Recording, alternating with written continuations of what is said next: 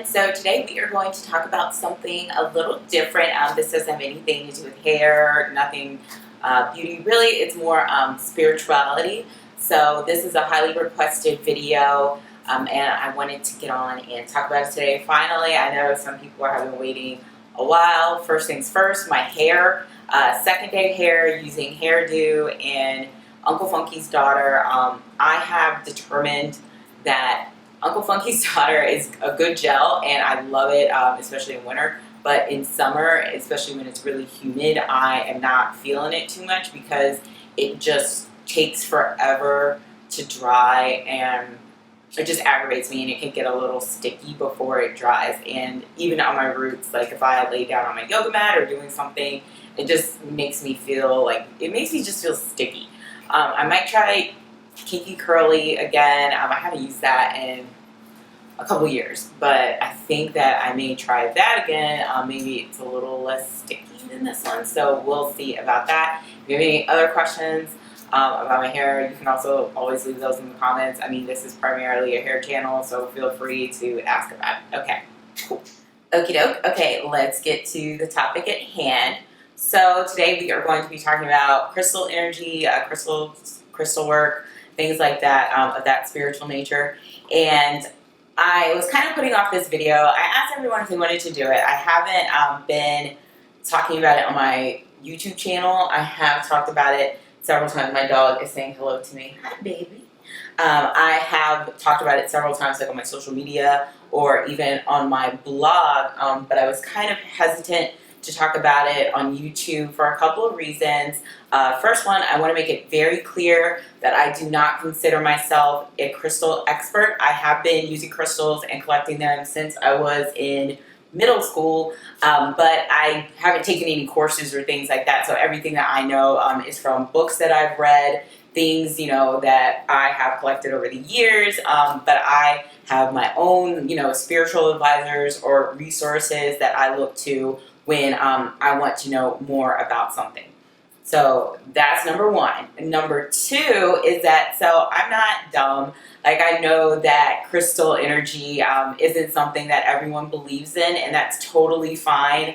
I think that, like I said, it doesn't have to be tied to religion. I personally am Wiccan, but you can be Christian and use crystals. I know several people who are Christian who use crystals, and it really just has to do more with spirituality and energy. But I know that some people totally don't believe in it. They think that it's a pseudoscience, like it's totally weird, and that's fine.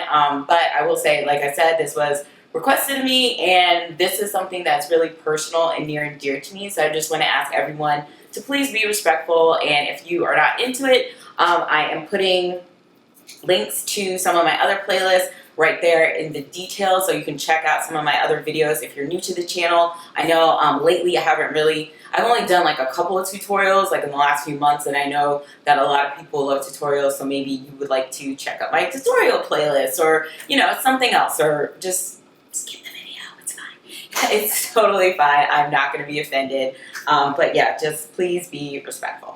So let's get started, and hopefully this video will not be too long. I'm trying to make it as short as possible. Okie doke. So today we are talking about crystals, and crystals, these shiny, pretty things, and they can be small, they can be large. Like if you've seen in the Smithsonian, I'm absolutely obsessed with their exhibit with all the crystals because they're like huge, and I literally want to have like a cat burglar heist and go up in there, but that is way besides the point. You can wear them in jewelry. I always wear, crystal bracelets, necklaces, earrings, rings, anything pretty much. You can put them in organite like this, and let's see, necklaces. This is my mala that I meditate with. This is labradorite. So you can basically work with crystals in several different types of ways.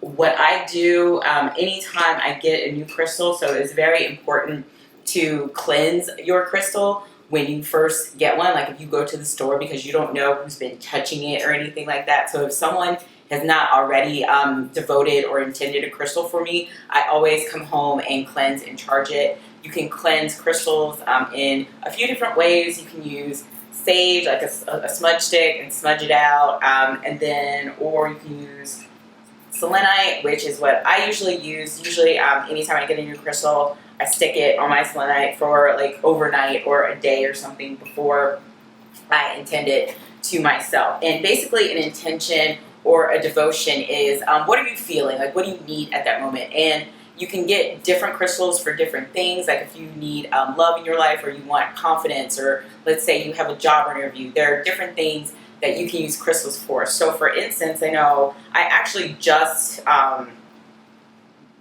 refreshed this crystal bracelet today. This is hematite because it actually broke last night, right? And when you break hematite is something that you have to cleanse often because it absorbs negative energy. So I remade this, and then I added these little like stars to it. I don't know if you can see that. And then I just put it on my selenite overnight, and then I intended it to myself today. So, you know, you just think. I know some people like to have music while they're intending their crystals or something like that. Usually I just kind of like sit for a few minutes and really think about like what I need in life, or what am I using this crystal for.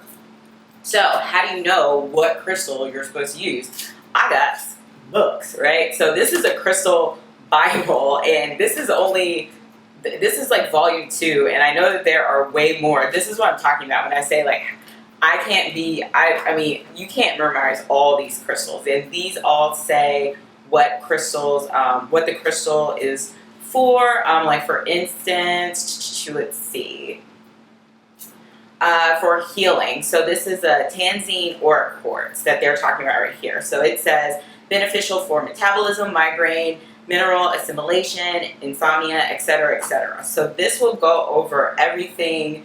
You know, this even says like how rare it is, the source, everything. This book is dope, but it is so long. And it also has an appendix, a quick reference on chakra associations with crystals. You know, your chakras go up, like Roy G. Biv, basically like a rainbow, and the color of a crystal is most likely going to be associated with that chakra of that same color. So that is one thing, and you can definitely look up more information on chakras online. It is everywhere, and that would take me another half hour to explain, but I'm just going to go over another book.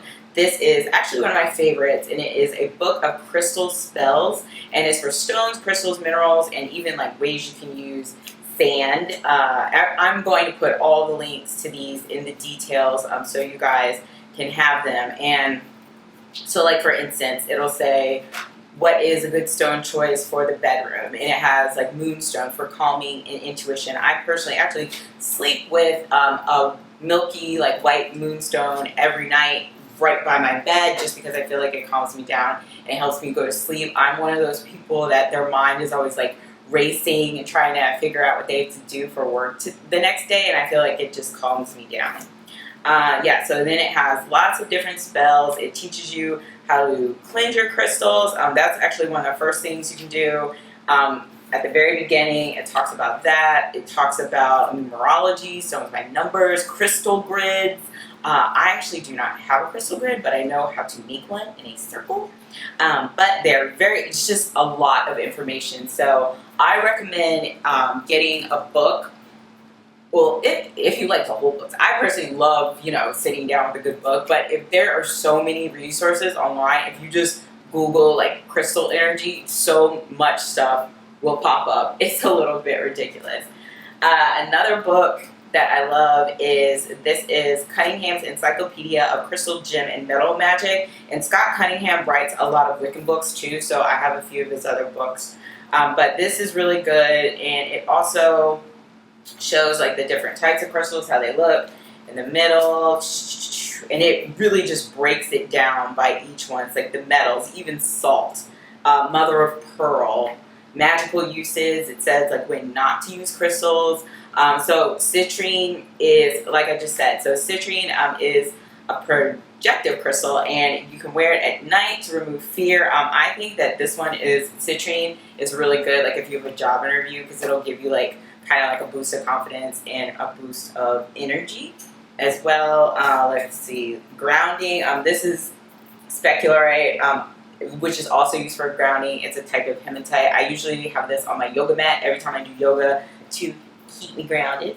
Amethyst this is an amethyst. This is my favorite necklace. This is one of my amethyst bracelets. Amethyst, I think, is more for like confidence or kind of like self-esteem, and I really love that about this crystal. Obviously, rose quartz is for love, and just a fun point, like I said, I have been using crystals since forever, and I've actually had this bracelet since I was a kid. I don't even remember where I got it. I probably got it from the Smithsonian, but I've had it forever. So let's see, what else? What are we going to talk about? Oh, and this is my orgonite. This has like black onyx and gold flakes in it, also some abalone in here, and this is to absorb negative energy. So I keep this, well, it was in my crystal room, but I thought I would bring it out in my living room because I feel like my crystal room is like my happy place, so I don't really need it to absorb negative energy in there because it's already so positive. So I just keep it out, keep me safe from everyone else and their funkiness, you know, put the world in rice.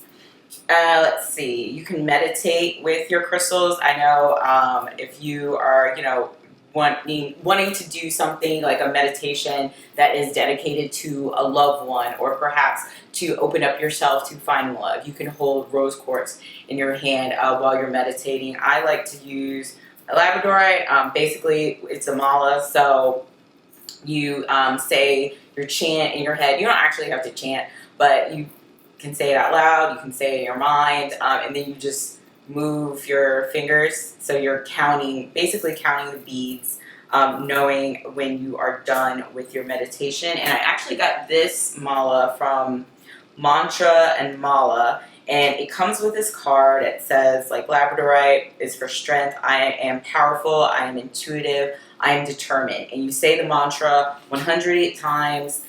There are 108 crystals in this, so then every time you say that mantra, you just move the crystal, or you move like your finger down the beaded chain. Let's see, oh my goodness. So if you're getting started with crystals, I know I just threw a whole bunch of stuff at you, and like I said, I think it's really good to either just start with Googling, get a book. If any book, I would say get the Cunningham's Encyclopedia, just because it's really thorough and it gives like a good introduction. It talks about like how you obtain your stones. Like I said, if you go to a store, you're going to want to cleanse it and charge it on your own when you get home. I know it's so funny to me because I don't even really let other people touch my crystals because I don't want their energy all up in my flavor, and I'm sure, you know, vice versa. So if I'm getting crystals as someone for a gift, like you have different crystals that are associated with different zodiac signs, that is what I usually, you know, get someone. It's kind of like a basic gift, or maybe like a chakra set, because who doesn't want their chakra? Well, I know clear quartz is a good starter crystal because, you know, it's kind of like a more general type of crystal, pretty much like more like an all-encompassing one, and they give great energy, especially if you're tired a lot. It makes you feel like awesome.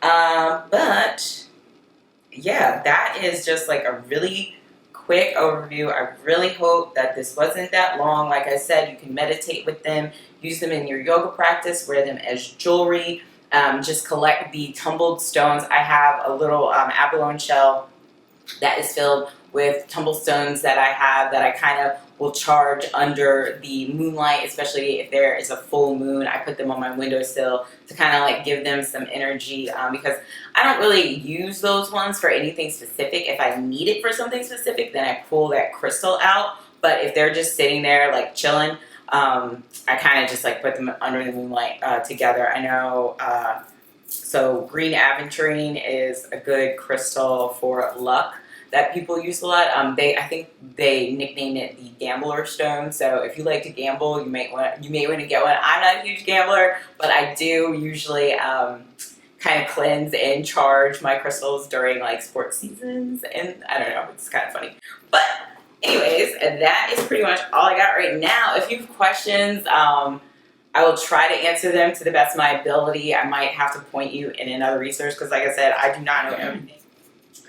Yeah, so my camera just cut off, and I think that was my cue to stop talking. So like I said, if I have any questions, I'll try my best to answer them.